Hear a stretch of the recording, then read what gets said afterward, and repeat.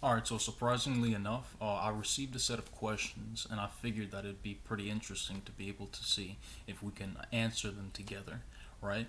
So the first question that I received via email was, where are most of humanity's difficulties?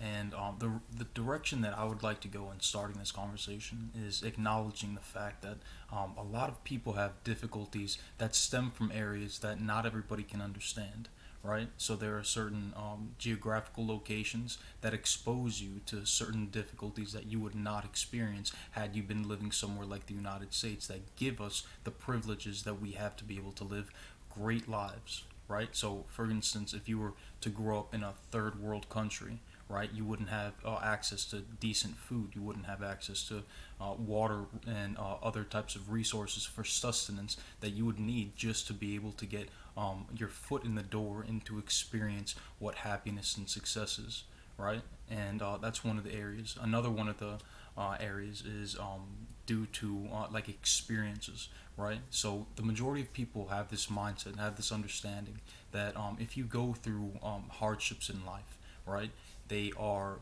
beneficial for reasons I explained in the previous video.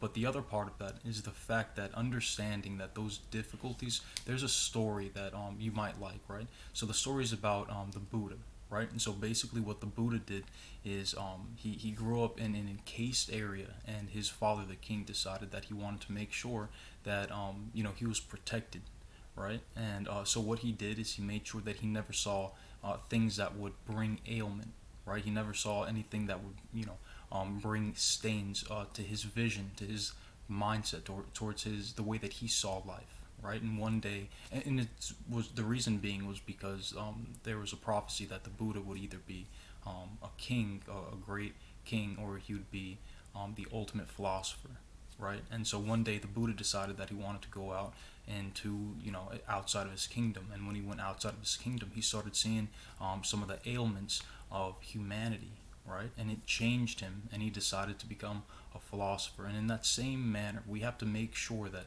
we are understanding it from a higher perspective. There are a lot of difficulties in life that people go through, right? And our ability to be able to acknowledge that is important on many levels. The first level is understanding that your narrative, your truth, is completely separate from anybody else's understanding, right? You have to make sure that you're able to understand that for yourself so that your narrative isn't jeopardized by the exterior world.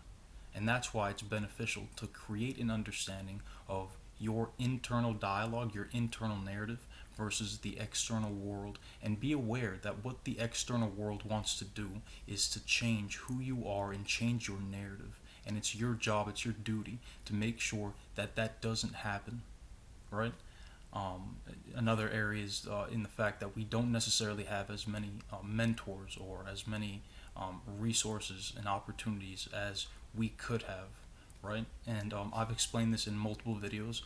The resources that we have on Earth, right? I'm talking about water, food, and shelter, the basic necessities for us to be able to live life, right? They're here, they're free, right? God gave us this environment to be able to cohabitate with every human being, and to be able to eat the plants of the earth and the food and the animals of the earth, right? He gave us dominion over this earth to make sure that we didn't have situations kind of like what we're experiencing now, right? Like, people don't all have the ability to be able to go out and experience life and enjoy life, because what we've done is we've created these social constructs that benefit a certain group at the detriment of everybody else. And we're aware of this. We are hyper aware of the fact that we have the ability to be able to change how this system works based on the technology that we also have access to. But it has to be a change that happens on a deeper level, right?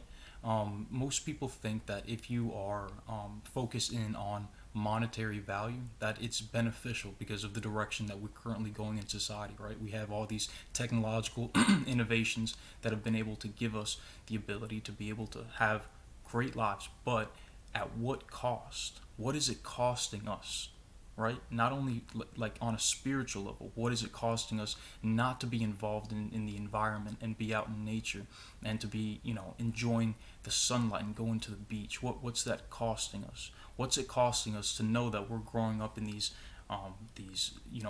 brick and mortar buildings and skyscrapers and stuff, and we're taking away from the natural environment that humanity was supposed to grow up in?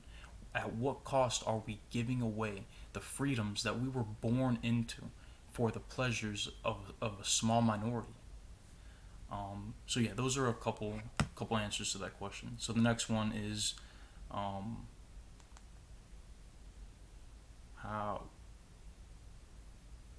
what could we do to change some of these things? All right, so the first thing that I think we could do is start by educating people, right? It's important to know that the majority of the way that people think is often misguided in how reality sits, right? Ray Dalio, I think he did a great job of being able to explain. You have to look at reality from the lenses of reality, right? So previously I just talked about the fact that, there are people that don't have access to certain resources if you're in a third world country, all of that. Like if you understand that it's beneficial for you to be able to change your mindset, right? To be able to look at the world through a different pair of eyes, right? That gives you the availability to be able to create a new dialogue, a new internal direction that you can view the world from, right? I've explained in a previous video that it would be beneficial if everybody viewed the world as if we are all equal, right? There's nobody above anybody. And what we've done is we've created these financial systems that give the idea that certain people are more valuable than other people, whether you're speaking on a financial level or you're speaking on the things that they've been able to accomplish. You're speaking on morality. If you're speaking, like, there are different dimensions of being able to create hierarchies of people based on this idea that money gives the backing to it, right? And if we can change that idea, if we can create the idea that the person that is able to live the most the best life that they have the opportunity to live, that person should be cherished. That person should be given the applause, right? Like our scientists and our modern day philosophers, our doctors, like all of these people, at one point in time, they were considered like what we consider today as celebrity status, right? They were given the idea that what they are doing brings such value to society that they have the ability to surpass the normal standard that most people are at. And what happened within the last like 50 to 100 years is we decided that we wanted to shift that. We decided that we wanted to create different, like I just mentioned, strata or different hierarchies of what people are considered, what their worth is considered, right? And if we can go back into that idea that we are all one tribe, we're all one nation, and we all should love each other based on the fact that we have been given this opportunity to be able to love each other and to be able to give back to those who don't necessarily have the same amount that we've been given, right? Like I saw a quote recently where it's like, if 30 billionaires gave like 2% or 3% of their net worth, like we would end world hunger. Like what are we doing? You know what I'm saying? Like what are we doing when we have a situation where we have the opportunity to be able to shift this idea, to shift the direction that we've been going, but we're not doing it intentionally for reasons that are sounds like a lot of greed to me. What happens when we have the opportunity to make sure that every person on the planet has a home, right? I recently uploaded a link on Twitter that showed that you can 3D print a house for $4,000, right?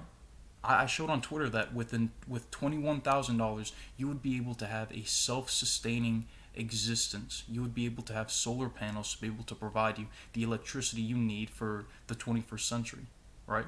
You would have the water filtration system to be able to capture water, filter it, and to be able to use it for your sustenance, to be able to drink, take a shower, do what you need to do, right? You could plant a vegetable garden so that it produce if you're in the right environment, of course, the correct necessities for you to be able to eat. And then you could have chickens or goats or whatever types of animal. Like, you can do this. This is feasible, right?